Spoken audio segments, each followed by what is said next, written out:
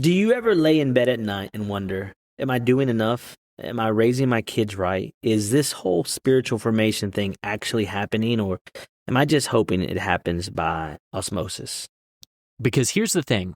We send our kids to church. We sign them up for Sunday school, maybe VBS in the summer or a summer camp, and somewhere in the back of our minds we think, okay, that's handling it. But the truth is, spiritual formation was never meant to be outsourced. It was never meant to be accidental. So today we're handing you a roadmap. This isn't a guilt trip. We're going to show you 7 milestones from the day your child is born to the day they walk out your door as an adult who's walking with Jesus on their own 2 feet.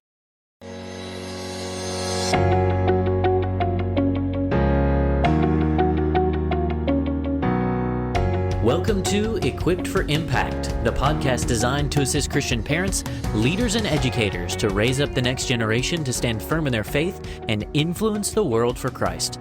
We're your hosts. I'm Nate. And I'm Lewis. And we are glad you're here with us today. Well, we're kicking off a 2-part series on legacy milestones. Now, this is something you guys have heard us. If you're a longtime listener, you know we are all about equipping you as parents to raise your children so that they can influence their world for Christ. It's right there in our intro we say every week. So this is not necessarily new information, but it's a framework that I actually found recently as I was doing some reading on my own about family discipleship. And it's coming from a guy named Timothy Paul Jones. He's got a book called The Family Ministry Field Guide, and he actually got it from a guy named Brian Hayes, who has a website. It's actually called Legacy Milestones, so you can look that up. But all of this it's this idea that spiritual formation isn't just one big event, but it's a series of intentional markers or milestones that you can celebrate with your child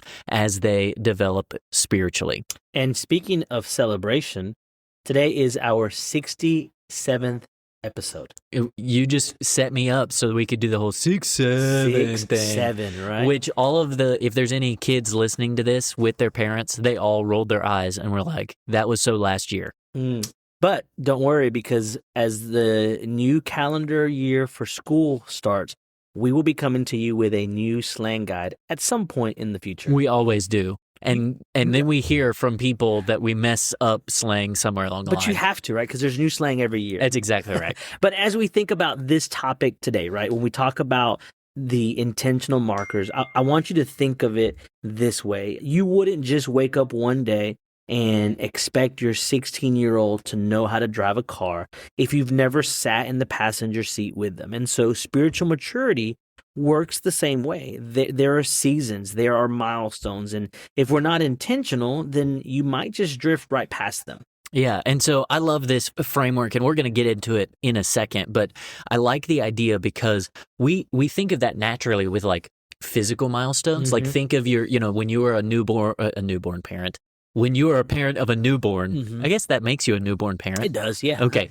You've got these milestones of like, oh, they're crawling. Oh, they're rolling over. Yeah. Hey, they can grab a spoon and kind of sort of get food in the general vicinity of their mouth. You've got these milestones, and sometimes we overemphasize them to the point that our kid, we're freaking out that our kid's not keeping up. But we want to put that same framework over this idea spiritually, right? So this is going to be a 2-part series. Today is part 1. We're going through the first 4 milestones, and that's everything from infancy up through kind of your preteen years. And in part 2, we'll pick back up next week with kind of that launch into adulthood. Yeah. So let's go ahead and get started. And Lewis, what is milestone 1 when we think of spiritual milestones for our children? Yeah, milestone 1 is parent and child dedication. And let's be clear about what the actual goal here, because I think that a lot of parents often misunderstand this one, right? The goal isn't dedicating the baby. The goal is training the parents. That's a good one. I think that's really important, because sometimes, when we think about training or baby dedication, like we've got this idea that I've dedicated my baby to the Lord, and so now everything's going to be good spiritually. Like that doesn't, correct. That's not practical, Yep. right? But the whole point is like you as a parent really are committing to this spiritual journey. And so your church and school, if you choose to enroll in a Christian school, is partnering with you and assisting you as your child is growing and learning. And so, a lot of churches will have like baby dedication services. I've talked to some from denominations that practice infant baptism, and some people see it that way. There's other denominations that see it as like, oh, now my child's saved because they were baptized. Like that's not in the Bible. And that's not what we're talking about. Yeah, that's not what we're talking about. But if it's the whole idea of like, this is a moment, it's a ceremony, it's something that's special that you can say like in front of my church, assisting me as the family of God works together. Like, we're going to come alongside this family and we're going to raise this child for the glory of God, right? And so, your church should be doing that with you, even if you don't have a special ceremony, right? But it's the commitment to raise your child in the things of the Lord. And that's actually a callback to the episode that we did. I think it was the episode right before this one where we talked about just the different circles. Your community together, right? And so, and that's a beautiful thing, right? Because long before your baby can even speak a word back to you, you as the parent are called to start something. And I love how simple it is, right? It's just daily family faith talks, and that might sound intimidating, but it's not, right? Yeah, or it doesn't have to be, right? The research shows that a lot of parents don't participate in these types of faith talks just because they don't feel equipped, which is the whole reason we have this podcast, right? Is to equip you to make an impact, right, in your child's life. Equipped for impact. Look at that. It's like we named it on purpose. But it doesn't have to be something that's complicated. It doesn't have to be intimidating, because really we're talking about, just coming alongside your child, talking with them, having maybe like some churches call it like a family worship time, but that doesn't mean like you have to be able to play the guitar and bust out a hymnal and sing songs, right? But you're praying with them, you're talking with your child about Jesus, you're speaking scripture to them in moments, throughout the day. That's Deuteronomy 6, right? As you lie down, as you rise up. And that's the whole point, is you're just committing to continue discipling your child and have spiritual conversations throughout that child's life. Yeah, and it's important that you understand that you're doing it to build those daily rhythms. It's not really for the baby's benefit, right? Because let's be honest with you, your 3-week-old is not going to be able to engage with you in worship or in a family devotion. Unless you're like one of those, you understand, or you take that research where they say like if you pray or if you play classical music while the baby's, in your utero, they're going to have a higher IQ. Like, does that work? Like, we prayed with our baby. So now they have a higher while they were swaddled, and so they have a higher spiritual IQ? No, I don't know. I don't know about that, right? But here's what we do know, that if you wait until your child is 7 years old and all of a sudden you start trying to do family devotions out of nowhere, it's going to feel weird to them. They're going to be like, what's going on? Like, we haven't done this for the first 7 years of my life, and now all of a sudden you're talking about family devotions. And like Nate pointed out, this is Deuteronomy 6, right? We've talked about this passage before in several of our episodes, and we want to teach these commandments diligently to our children. We want to talk about them when you're sitting in your house, when you walk by the way, when you lie down, and when you rise up. Yeah, that's exactly right. And so let's pause here real quick, because this is the stage 1, right? This is the first milestone. Yeah. So if you are listening to this and you're like way past that, it's okay, right? It's better to start now than, just give up. What is that old saying, like, the best time to plant a tree is 20 years ago. The second best time is today. Yeah. And so this fits here. Like,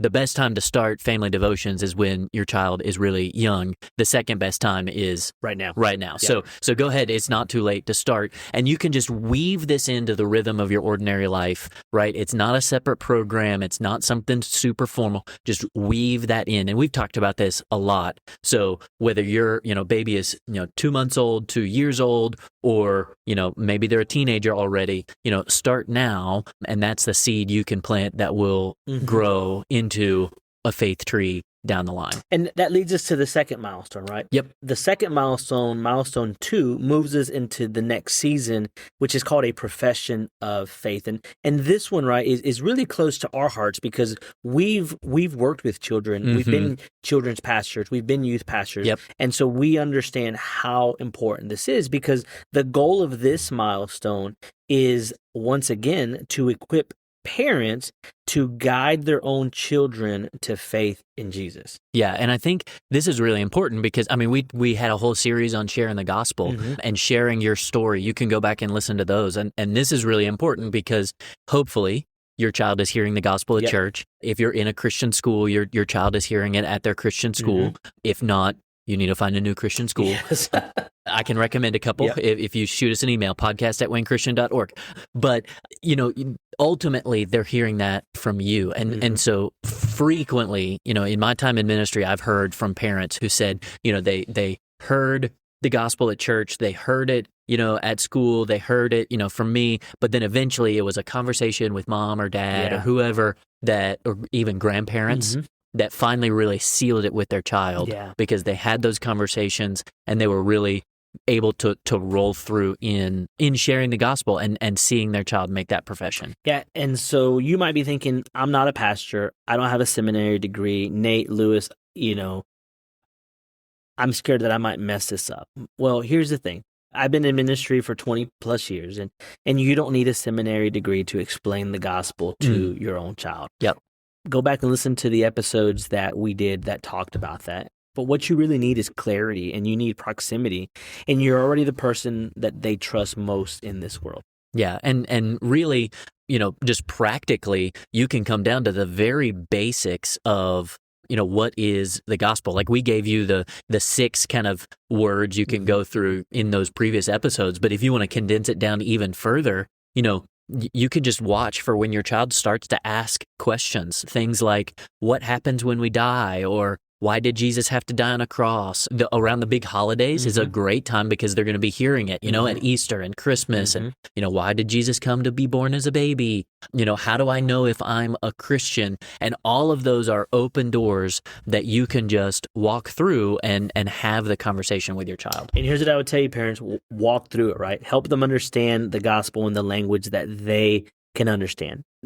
They've all sinned. That sin separates us from God, but God loved us so much that he sent Jesus to take our punishment, and that when we trust him, we're forgiven and made new. And then just ask them, do you understand that? Is that something that you want for yourself? Yeah, and that's great. And so when they make that decision, right, they make the profession, your child says, yes, I trust Jesus, that's when the celebration comes in, right? That you've reached that milestone. And so you can commemorate it with believers' baptism, right? Yeah. That's when, post, profession of faith, they have that believer's baptism, and you can celebrate this milestone with your child because it is exciting, and they need to know that it's exciting that they made that decision for themselves. And what's really cool about that is being able to celebrate it with your church. It's not a private thing, right? But it's woven into the larger story of your church life, because every private step of faith becomes a public celebration of God's faithfulness. Yep, and you can even play Forrest Frank's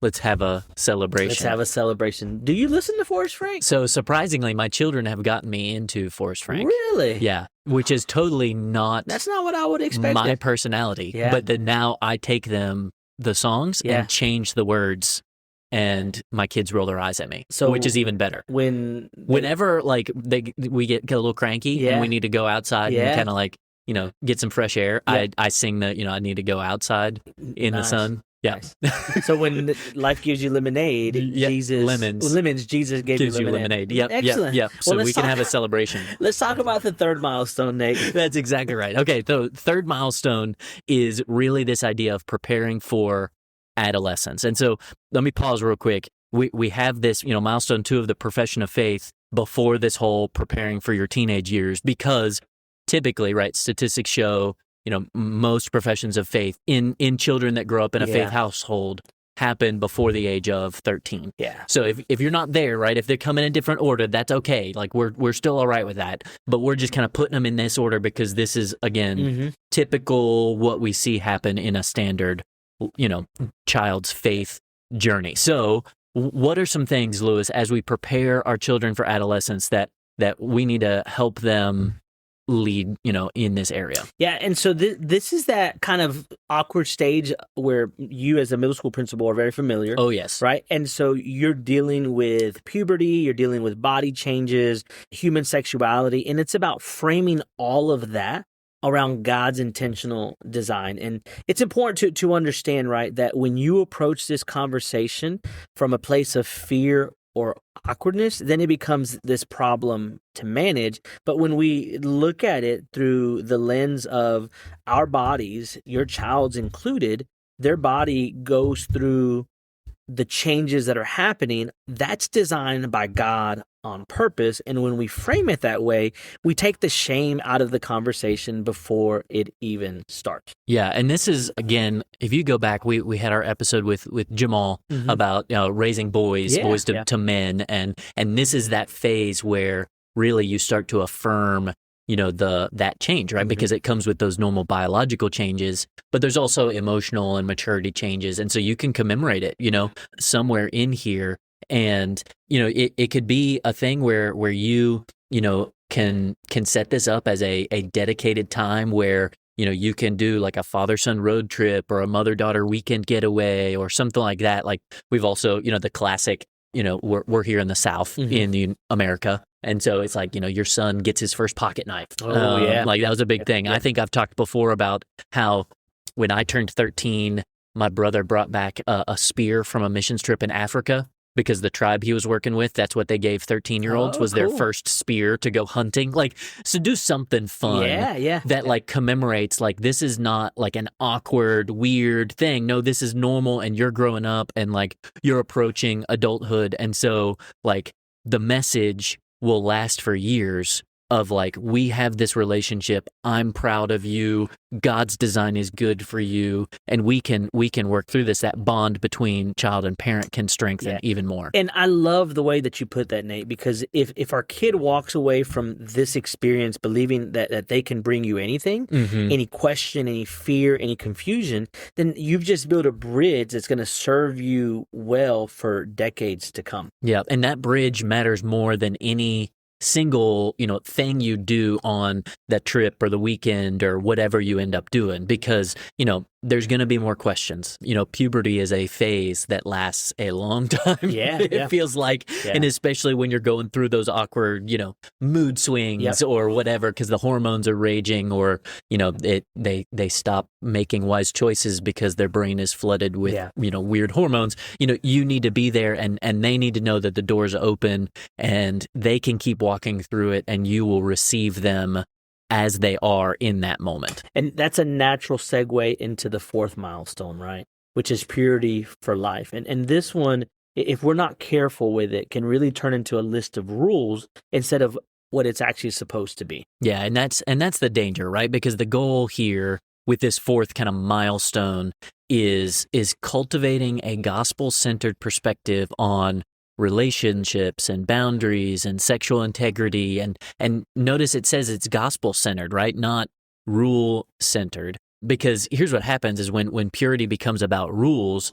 your teenager either rebels against the rules or they keep the rules and think that means that Jesus loves them more, right? And so both of those sides are dangerous. And what you just described there is legalism, right? Because legalism is going to produce either rebellion or pride, and neither one of them is the gospel. And so what we would say is the practice here is walking through intentional conversations.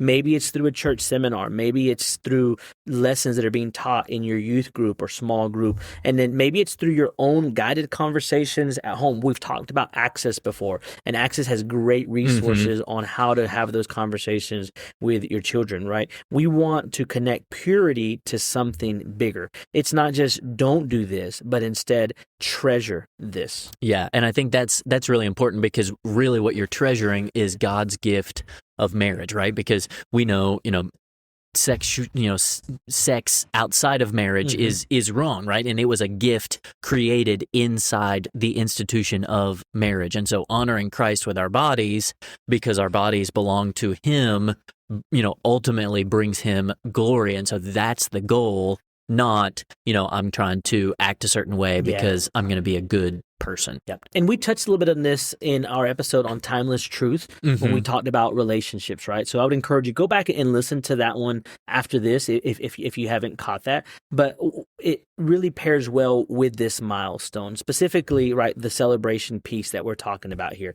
Because a purity ring or some type of keepsake, that's just a symbol, right? That's not a magic charm that guarantees anything. It becomes a physical reminder of a commitment that they make, ideally one that they're making with genuine conviction, not just to please mom or dad, but truly because this is what they want for their lives, because they know that this is what Jesus wants for their life. Yeah, and I think that's really important. It's the conversation that has to come before whatever symbol you choose to put in, as part of this milestone, right? The classic purity ring means nothing if it's just well, here's this ring as a special talisman, right? Yeah. You're cultivating the heart that's shaped by the gospel, and then that's the whole thread that's running through all of these milestones, right? Is that you're not leading with the ceremony, you're not leading with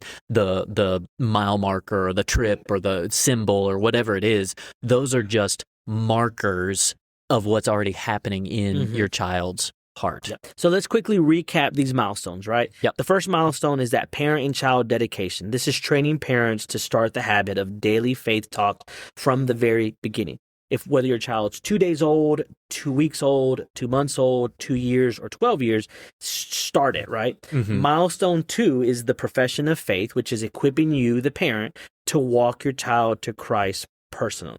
Milestone 3 is preparing for adolescence, framing the changes that are happening to them around God's good design. And then that fourth milestone is purity for life. It's that gospel-centered, not legalistic view of relationships and integrity. Yeah, and so next time in part 2, we're going to pick back up right where we left off, this kind of adolescent time frame, the teenage years, the passage into adulthood and graduation and beyond, and all of that. So if you're listening today, make sure you hit subscribe so you don't miss our next episode. And we want to be, giving you this framework. And honestly, if you look at it all at once, you might be a little overwhelmed. But remember, this is just a roadmap for you to see where are you and where are you headed. So, Lewis, maybe for that, that parent who feels a little overwhelmed just with these first 4, what encouragement would you give the parents as they're charting their course on this roadmap? Yeah, so pick one milestone ahead of you and start planting the seeds there now. Just in your everyday. Don't overthink it. Don't overcomplicate and say, I have to do all of these. No, start small.